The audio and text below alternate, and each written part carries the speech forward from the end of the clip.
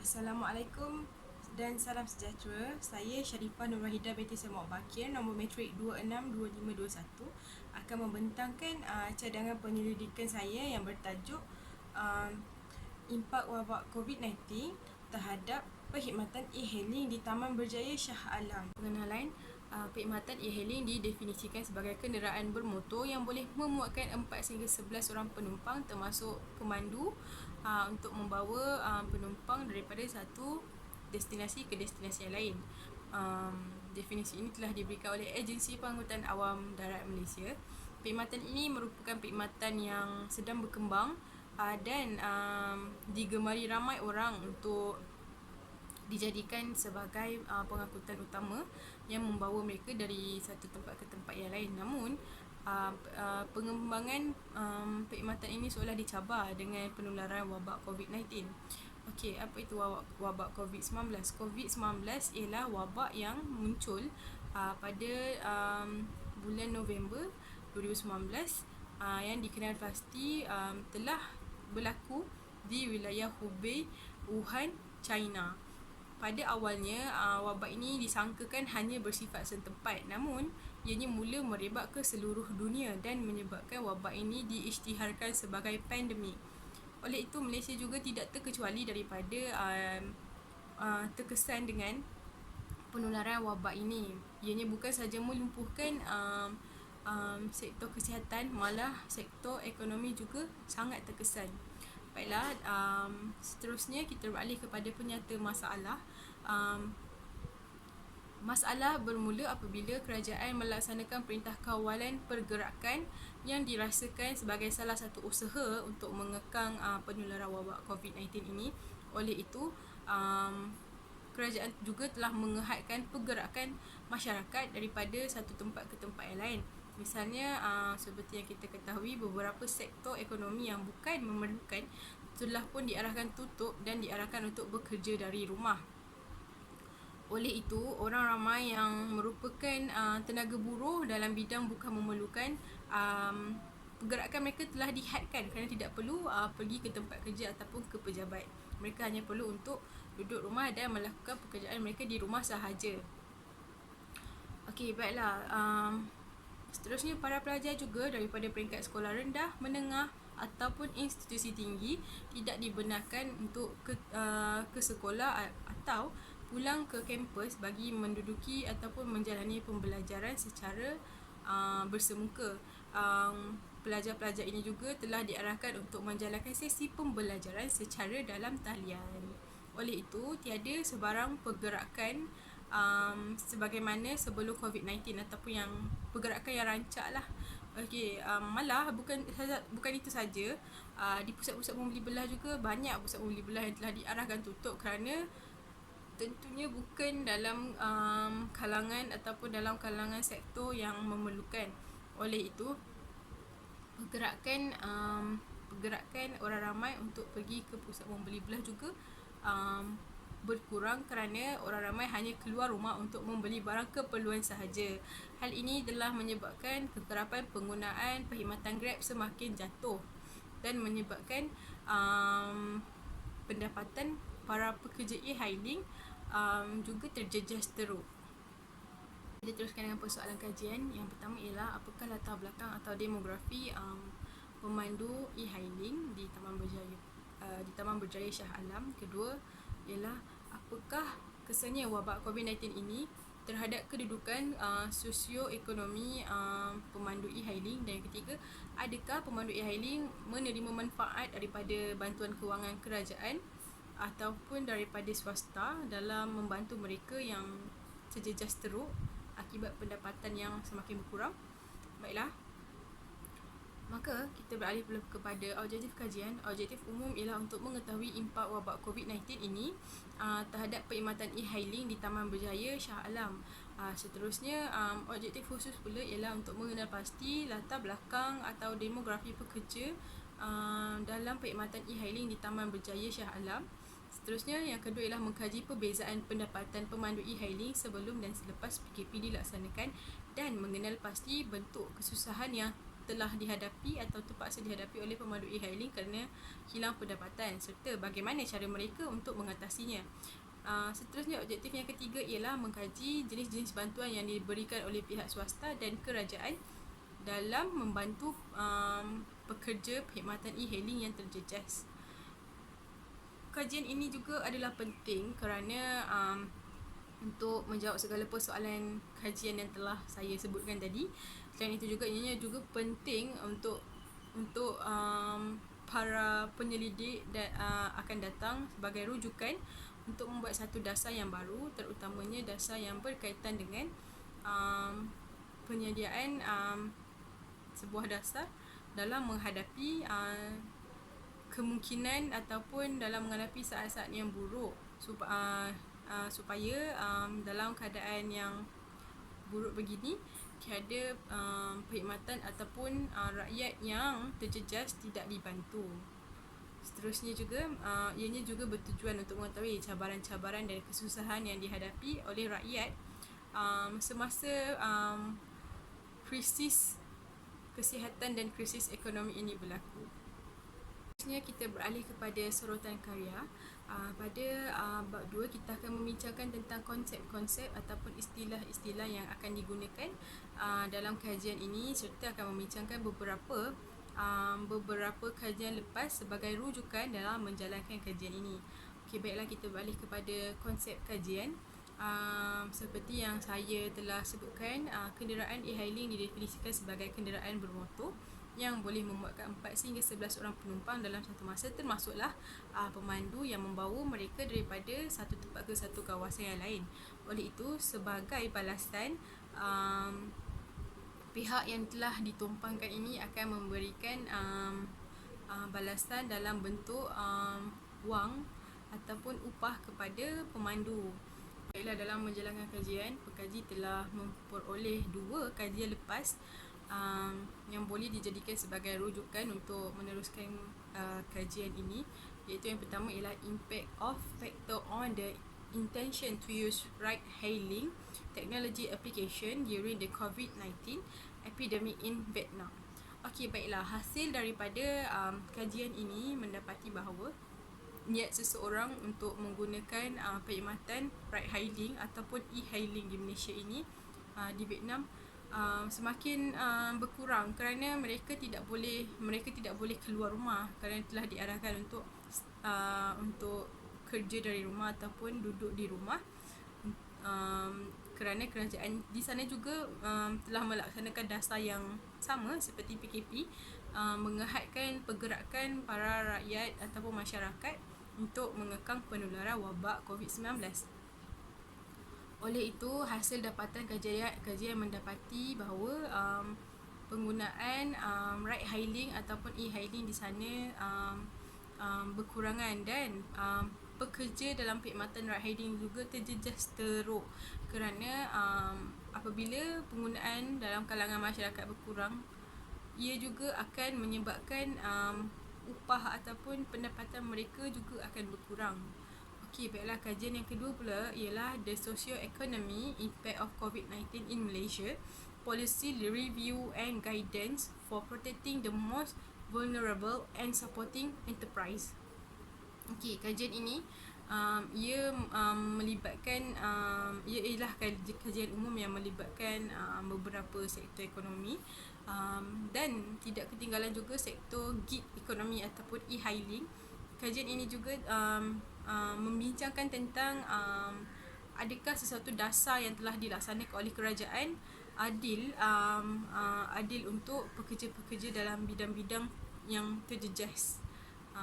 Jadi bidang perkhidmatan e-hailing ini antara bidang yang penulis tersebut rasakan teruk terjejas disebabkan penularan wabak COVID-19 ini. Malah bukan sahaja teruk, polisi dan dasar kerajaan berkenaan dengan sektor ini juga penulis menyatakan adalah kurang, malah seolah dieksploitasi kerana kebanyakan pekerja e-hailing tidak mencarum pendapatan mereka ke dalam per keso, dan juga tiada insurans sebagaimana pekerja-pekerja dalam sektor ekonomi yang lain lakukanlah. Okey, jadi disebabkan hal tersebut, penulis dalam kajian itu berasa kerajaan perlu mengambil tindakan dengan membuat penambahbaikan bagi pekerja dalam sektor e-hailing. Okey, perbezaan antara kajian terdahulu dengan yang terkini ialah kajian terdahulu membuat kajian lebih kepada dasar yang perlu dibuat penambahbaikan oleh kerajaan bagi membantu golongan perkhidmatan yang mudah terjejas. Manakala kajian lepas yang bertajuk Impact of Factor on the Intention to Use Ride-Hailing Technology Application during COVID-19 Epidemic in Vietnam pula, kajian ini lebih tertumpu kepada faktor niat seseorang untuk menggunakan perkhidmatan e-hailing itu pada pandemik COVID-19 di Vietnam. Adakah rakyat di sana mempunyai niat untuk keluar membeli belah ataupun bersiar-siar sebagaimana sebelum COVID-19 melanda negara tersebut. Okey, kajian yang terkini pula lebih kepada untuk mengkaji masalah cabaran, kesusahan yang terpaksa dihadapi oleh pemandu e-hailing ini kerana kehilangan punca pendapatan, dan ia juga tertumpu kepada bagaimana langkah yang mereka lakukan bagi memastikan ataupun bagi memastikan mereka mempunyai perkhidmatan yang mencukupi untuk menyara keluarga. Selain itu juga kajian ini juga memfokuskan kepada apakah usaha kerajaan yang kerajaan telah lakukan untuk membantu golongan ini. Adakah bantuan yang disalurkan itu diterima manfaatnya kepada pemandu perkhidmatan e-hailing ataupun sebagainya. Okey, baiklah, kita teruskan dengan metodologi. Okey, baiklah, kita beralih kepada metodologi kajian. Pada bab yang ketiga ini kita akan membicarakan dan menjelaskan kaedah yang telah digunakan dalam menganalisis data yang telah dikumpulkan tadi. Okey, metodologi kajian terbagi kepada dua, iaitu teknik kajian dan juga hipotesis kajian.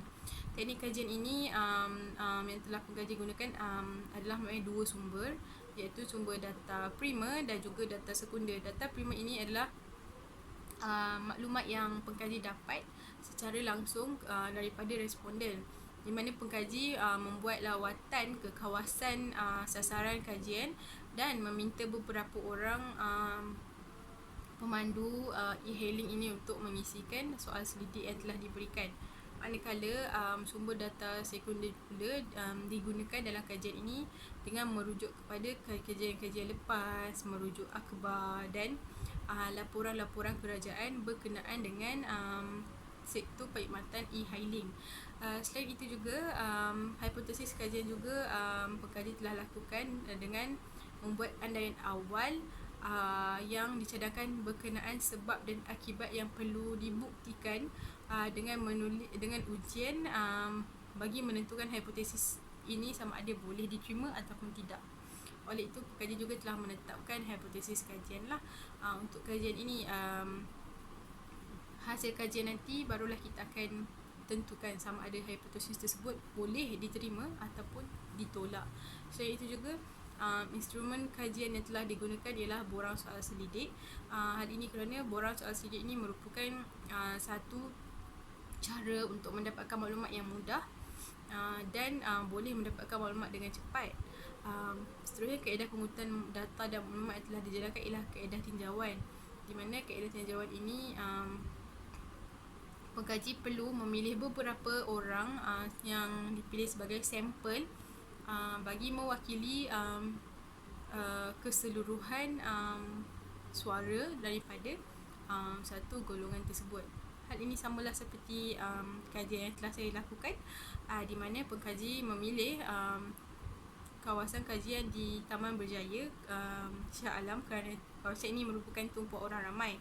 Oleh itu, tentunya pemandu Grab adalah ramai di sini. Jadi pengkaji memilih kawasan ini dan menjadikan semua pemandu e-hailing ini sebagai sampel yang akan menggambarkan kesusahan ataupun masalah-masalah yang telah dihadapi oleh pemandu Grab di seluruh Malaysia. Deskriptif di mana data dan maklumat diperoleh akan diterjemahkan dalam bentuk gambar rajah ataupun jadual ataupun komponen-komponen statistik. Okey, tujuan menterjemahkan hasil kajian dalam bentuk-bentuk statistik deskriptif ini adalah supaya para pembaca terhadap kajian ini mudah memahami maklumat dan juga data-data penting yang terdapat dalam kajian ini. Seterusnya ialah peralatan, perisian dan perkakas. Antara peralatan yang pengkaji gunakan sudah pastinya menggunakan komputer riba dan juga pemacu pena ataupun juga dipanggil sebagai pen drive untuk menyimpan segala data dan maklumat. Seterusnya, perisian yang digunakan pula ialah Microsoft Word, Microsoft Excel dan juga statistical package for social science. Misalnya untuk Microsoft Word itu, pengkaji gunakan untuk membuat laporan ataupun membuat penulisan terhadap kajian ini. Manakala untuk SPSS adalah bertujuan untuk membuat kiraan untuk maklumat-maklumat yang telah diterima